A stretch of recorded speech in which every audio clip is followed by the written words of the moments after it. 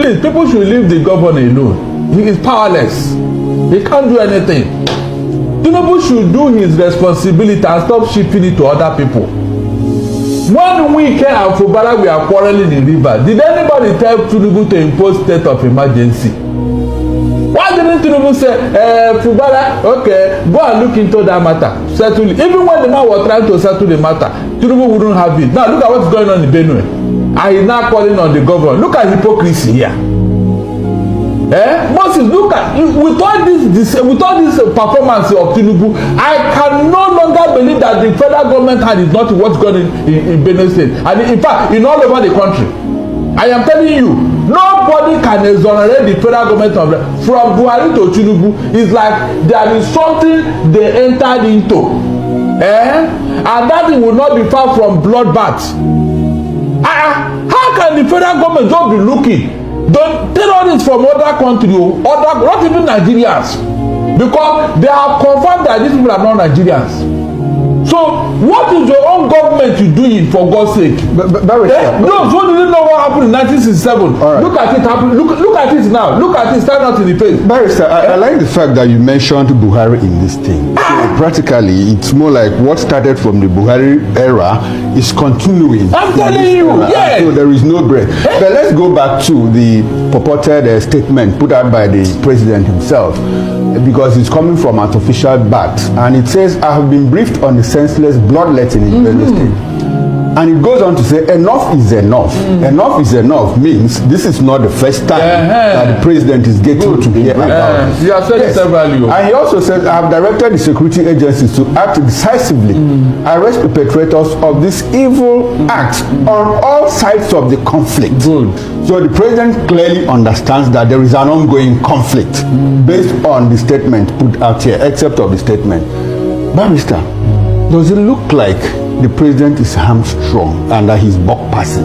He's trying to scapegoat the governor. No. Does it look like, because if we understand that this thing started from the Buhari regime, and well, he said that he was going to continue from where Buhari stopped. Exactly. So does it look like his hands are tied?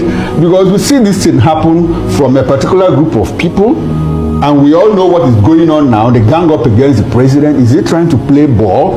Are we back to the Jonathan era and all of this? Barrister, can you help us untie some of these contradictions? Yes, what I can read for what is going on, that there is a secrecy around this thing. This woman bloodbath, there is a secrecy around it.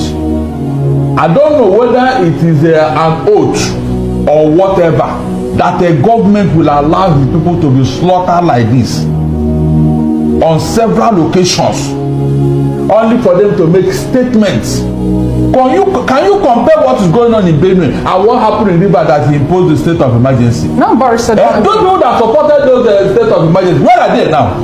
Where are they? Now, Barrister, I would like to get your opinion on this one. You know, we're talking about reconciliation on this tape. What is even there to reconcile? I wonder. Nigeria as a nation, we not have any reason to say that cattle rallying now is a major source of revenue generation in this country. We haven't heard anything about that, and we don't know whether is cattle rallying now a national, a national business that now generates revenue for us, that we have to find a way to give lands to cattle rallying. Remember, what are we reconciling? Please remember that Tinubu said he will settle this matter, and he created a cattle ranch or whatever. He even created a ministry headed by Jega. Is that not true?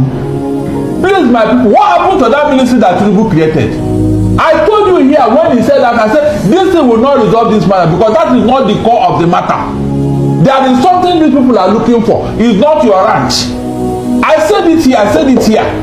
Because people say you don't only believe in Tinubu, you don't believe in AP, I know these people, what they are playing pranks with us. There is no sincerity in whatever they are doing. What happened to that thing that Tinubu created to settle this matter? He's not even talking about it again. And when he did that, I told everybody who cared to listen that this will not solve the problem. Tinubu and Buhari knows what they did. They know what they are doing. This bloodbath cannot be for nothing. They should explain to us why they should allow Nigerian blood to be wasted in this manner. They should tell us. Because I don't see why this should continue from where Buhari talk to where Tinubu is now. Right. And you say you have a president who will always come and tell us we have already stopped insecurity, we have depleted Boko Haram, this and that. All right, and you know just lip service. Look, I have said it here. Anybody who didn't know what happened in 1967 that caused the war, look at it now. Okay, Barrister. Look at it. After all, Babangida said it in his book that when Gowon could not stop the killing of the Igbos, that was what caused the war, the Biafran war. Look at it happening again. Look at it. Look at it happening again. How can you continue to massacre people in this manner and you want them to fall down? The day these people rise up now, you will see. The narrative will change. Let me bring it to you now, Mr. Akinfatinke. We learned that the persons